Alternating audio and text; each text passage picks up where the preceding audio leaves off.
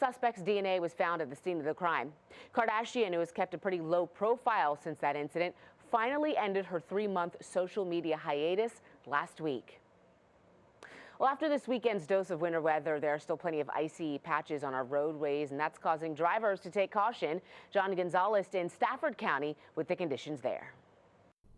And folks here in Stafford County are still recovering from the snow they got over the weekend. You know, we've been driving around all day here south of D.C. in Mobile Track 7, and we've got the heat cranked up because, boy, it is cold. Take a look at our Stormwatch 7 app, 12 degrees, and that's the highest it's been all day long. Now take a look at our roof cam here at Mobile Track 7. This is Moncure Elementary School here in Stafford County. You still see the snow on the grass there.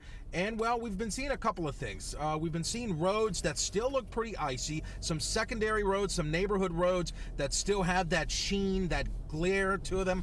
And that's part of the reason why schools were canceled in Spotsylvania County. The other thing we've been noticing more of here in Stafford County, the roads with that white residue left over from all the salt and brine that crews used to pre-treat and also stay on top of the snow that was falling over the weekend. Well, Stafford County schools decided to open 2 hours late today, as well as Fredericksburg City schools 2 hours late. It was the schools in Spotsylvania today that were canceled just because there are still too many patches of ice on some of those secondary roads and some of the sidewalks. A lot of children, of course, use those sidewalks to walk to their bus stops, to walk to school. So better safe than sorry. Tomorrow might be a different story. We understand that VDOT crews very busy. Over the past 72 hours, they were on 12-hour shifts trying to stay on top of the snow. Not a major snowstorm, but it is so cold that whatever was left over from the weekend did not go away this morning. So that was the situation, and that's what we have here in Stafford County. Back to you inside.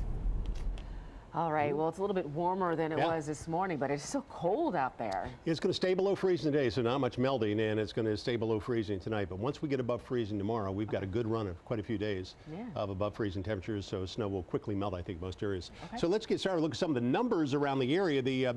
Within the viewing area, one of the highest totals was in Leonardtown with nearly 10 inches of snow. And the list continues, and what we expected happened exactly, that the heaviest snow was south and east of the district. So in California, Maryland, 8 inches. That's in northern sections of St. Mary's County. Woodbridge, 6.5, 2 at Lake Barcroft, a little bit less at Falls Church. The White House picked up 9/10 of an inch, but that's a measurable snowfall. At this hour, some clouds and sunshine. I think we'll see a little more sunshine as the day goes on. Right now at Belhaven, it's 25 degrees. Temperatures will start to climb a bit out of the mid-20s, but only into the upper 20s today. Still the Arctic air on top, so you don't see a lot of movement in the numbers during the afternoon or evening. We'll wake up in the upper teens to lower 20s, so that's a little bit warmer than we've had for a few days. And then over the next couple of days, everything will change here as we get a warm front moving in. Precipitation to our north and west will miss us for a bit, but by Wednesday, when some warmer air starts to come in, that will be the cause of some showers, more than likely developing tomorrow night. Rain showers. We should be well above freezing, and even warmer air as the second warm front comes through. It looks like a reinforcing warm front on Wednesday, and most of that precipitation will be north, but wait till you see the numbers. Temperatures are going to climb dramatically here. A big turn from Arctic weather to almost a feeling of early spring for a day or so. So tomorrow we'll see cloudy skies. It will hit 40 degrees. It'll still feel a bit colder with the winds, even though they're out of the south, but they'll push the temperatures to 52 on Wednesday, 64 on Thursday, 56 on Friday, well above average numbers.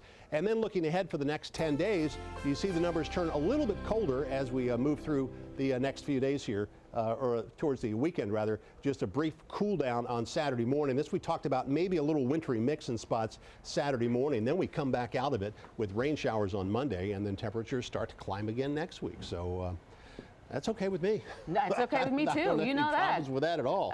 It's all good. All right, Doug, thank you. Jimmy. Well, somewhere where it was definitely warmer last night, a big night out in Hollywood, the 74th annual Golden Globes in the books. And here to discuss some of the biggest moments is Carissa Thompson, live in Los Angeles for us.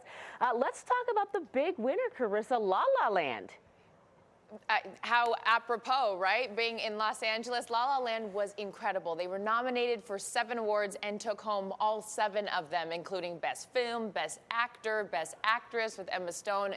Ryan Gosling had a wonderful acceptance speech, really accrediting his wife, Eva Mendes, for taking care of his daughter. She was pregnant at the time and, of course, dealing with her ailing brother who was sick and eventually passed from cancer, which it was a beautiful tribute. I mean, you always take that time on that platform to kind of say whatever you want, and it was a nice, especially for those two who are very private, to sort of pay his respects to his wonderful wife. So yeah, it was a big night for La La Land. Also, Moonlight wins Best Film, and then Casey Affleck won for Best Actor in Manchester by the Sea, a very emotional film as well in that one. So it was a fun night, and Brad Pitt even made a surprise appearance, so I know a lot of people were excited about that. But the big talker today is Meryl Streep giving that impassioned speech defending Hollywood and the foreign press and criticizing President-elect Donald Trump before his inauguration. And of course, he couldn't help himself. He jumped on Twitter and said that Meryl Streep is overrated. So it gives us a lot to talk about here today in Hollywood. Oh, I bet. Real quickly before we let you go,